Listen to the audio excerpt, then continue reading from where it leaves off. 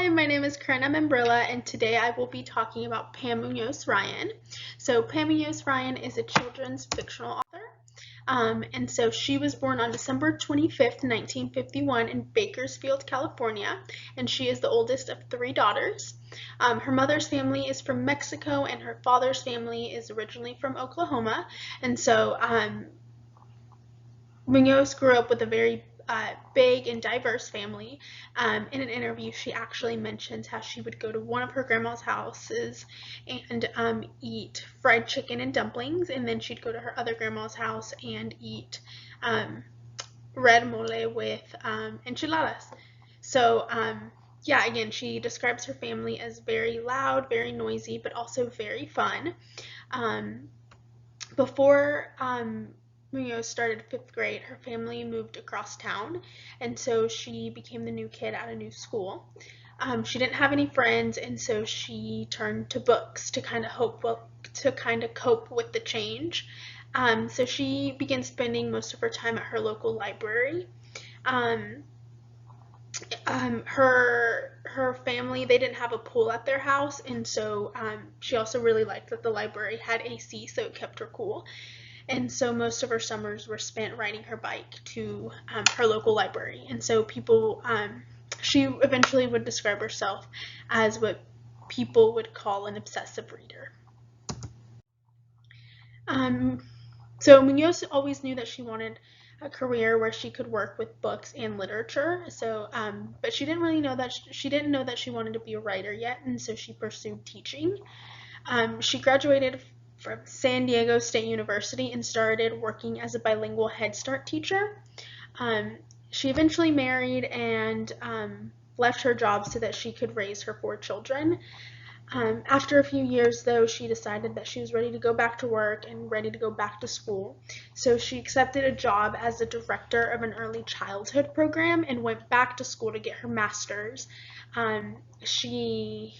She went to get her master's for her degree in post-secondary education, and so she hoped to teach children's literature. So she would work during the day and then go to school one night a week. So a few weeks before she graduated with her master's, a professor encouraged her to consider writing for a living. At this point, Munoz had the idea had never crossed her mind. But then a few weeks later, her friend asked her if she would be interested in co-authoring a book with her. And so at that point, Munoz was a lot more intrigued, and she decided to go for it. She described the opportunity as it felt like somebody had planted a seed that just kept growing. And so I think at this point is when she really knew that maybe this is what she was meant to do all along. And so the first book she published was titled 100 is a Family. And so 100 is a Family is a children's book that it's actually a counting book. And so it helps children count from 1 to 100. So it starts off by counting from 1 to 10 by ones, and then it starts counting from 10 to 100 by tens. And so the book is full of colorful illustrations, and it features lots of diverse families and communities throughout the book. So another book by Pam Muñoz Ryan is titled Becoming Naomi Leone. And so Becoming Naomi Leone is a coming-of-age novel about a fifth grade Latina girl who her mother abandoned her and her younger brother whenever they were younger, just because she couldn't take care of them. And so after a few years, her mother decides to reappear into her life, and so as soon as her mom appears, her and her brother's life is just turned into pure chaos. And then following a few other tragic events, Naomi's and her brother begin to search for her father, who they also don't know. So the entire story is about self-identity and just finding out who you really are.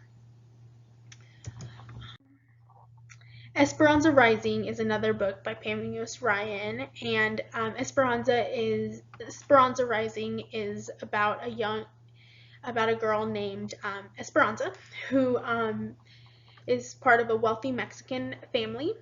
They live in Aguascalientes, Mexico, and so Esperanza is described as very privileged, and her parents have servants, and so after a series of unfortunate events, her family must relocate to the United States.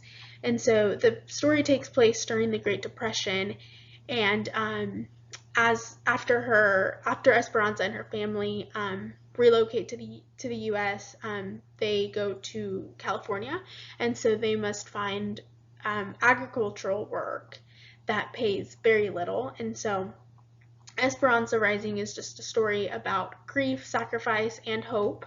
The name Esperanza actually translates to the word hope in English. So, and although Esperanza Rising is a work of fiction, the book is actually based on real events, and so it's based on Muñoz's grandmother's immigration story. So she actually had to migrate from Mexico to California. So that was kind of her inspiration behind the book.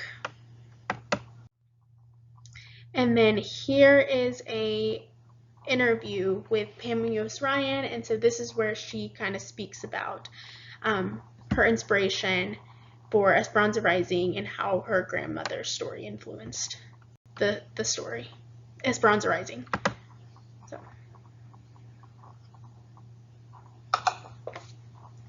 Esperanza Rising is a personal story based on my grandmother's immigration from Aguascalientes, Mexico, to the segregated farm labor camps in the San Joaquin Valley in 1930. When I grew up, I always heard my grandmother tell stories about what it was like living in the farm camps near Bakersfield, California.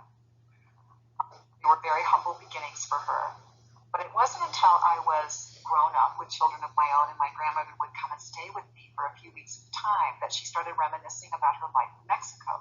And so she started telling me stories about growing up on a ranch and having servants and this very wealthy life.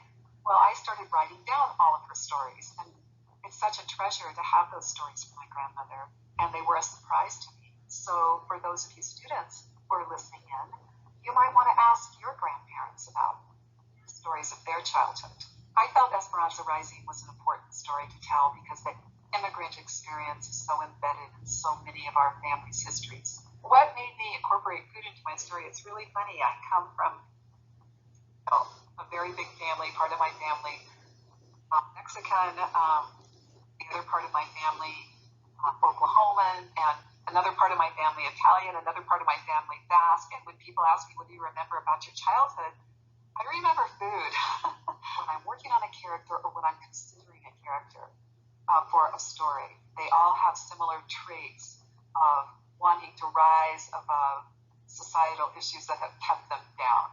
I included Spanish words in Esperanza Rising because I wanted the story to have the very rich flavor of the Mexican heritage. So one of the most important things that I hope that people take away from my books is a feeling of perseverance, and that no matter how difficult that your life may be, that there's always the hope and the chance that it will get better.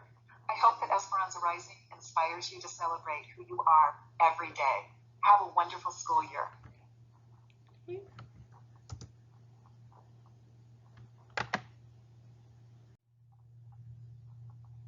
Okay, and then these are a few pictures of the title pages for some of her books that she's published. And so the ones on the left are Mice and Beans, Mud is Cake, Our California, and then The Flag We Love. And so those are all picture books, and I think those would be great to use in a classroom for either read alouds or like independent reading.